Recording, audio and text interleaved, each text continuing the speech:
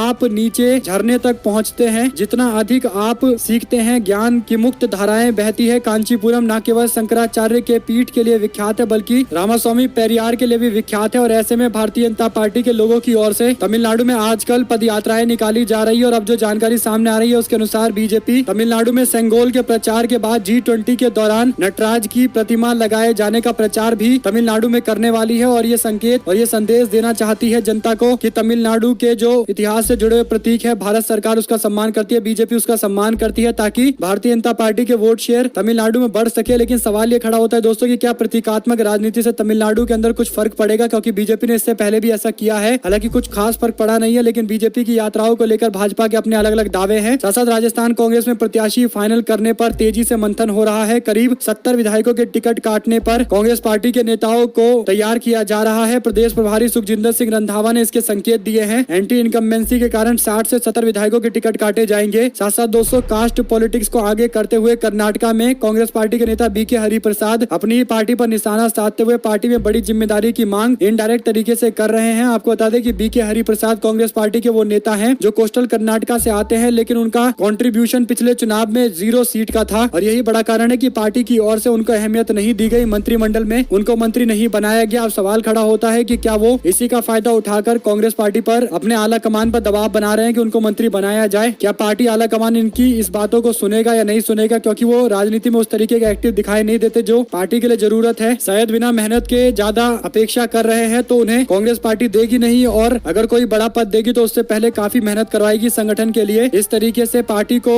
मझधार में छोड़कर जाने वाले नेताओं के साथ पार्टी भी कोई सहानुभूति नहीं दिखाएगी बीके हरिप्रसाद के साथ, इसीलिए ऐसा किया गया है। मंत्रिमंडल में कोई जिम्मेदारी नहीं दी गई है। संसद विधानसभा चुनाव से पूर्व मध्य प्रदेश के अंदर कमलनाथ का कार्यक्रम लगातार जारी है। मिली जानकारी के अनुसार उन्होंने रैली को संबोधित करते हुए आने वाले दिनों के अंदर कैंपेन को और तेजी से आगे बढ़ाने के संकेत दिए हैं। अगर आप लोगों को भी खबर अच्छी लगी हो तो इस वीडियो को लाइक करके लाल बटन दबाकर, चैनल को सब्सक्राइब करके बेल आइकन दबाकर कमेंट बॉक्स में जय हिंद जय भारत जरूर लिखेगा। साथ साथ अखिलेश यादव ने भी G20 की बैठक को लेकर टिप्पणी करते हुए कहा कि कोई पूछ रहा है कि G20 में जी का मतलब घोसी है क्या? अखिलेश यादव की ओर से यह तंज कसा गया है। दोस्तों अगर आप लोगों को भी खबर अच्छी लगी हो तो इस वीडियो को लाइक करके लाल बटन दबाकर, चैनल को सब्सक्राइब करके बेल आइकन दबाकर कमेंट बॉक्स में जय हिंद जय भारत जरूर लिखेगा। हमारे साथ जुड़ने से दोस्तों भाइयों बहनों मित्रों का बहुत बहुत धन्यवाद। देख रहे थे आपको अपना चैनल जय हिंद जय भारत वंदे मातरम।